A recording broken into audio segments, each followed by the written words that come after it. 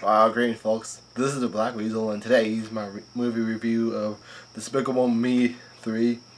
I saw this movie like last month or so, and I couldn't get around to making this movie review because I was a little bit lazy. Anyways, this movie starts off like right after the events of the last film. Gru and his minions are back in another go of colorful animation and kitty humor. The plot deals with Gru, who has to capture another villain, but this time he is unable to capture a villain who wishes to relive the glory days of being a supervillain from the 80s. Well, not a supervillain to be precise, but he was a child actor of a villain. He was a pretty popular child actor at the time, but now he struggles to deal with life after Hollywood. Even though he is sad for a while, that gets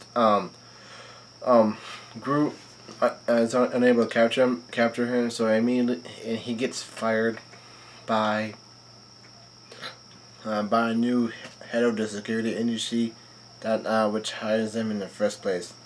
So he feels sad kind of for a while, but that gets stopped by the appearance of an apparently long lost twin brother that was separated at birth.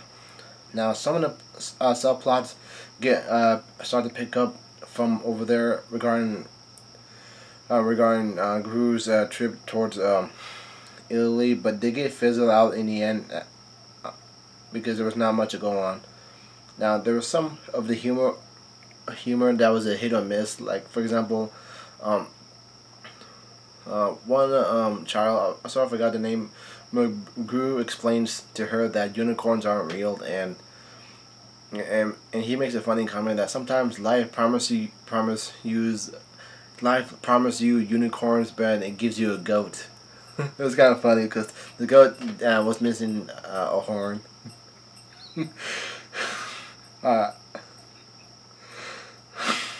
Anyways, I like some of the fight scenes because they were pretty slapstick for a while. There's one dance fight scene I liked in the beginning of the movies.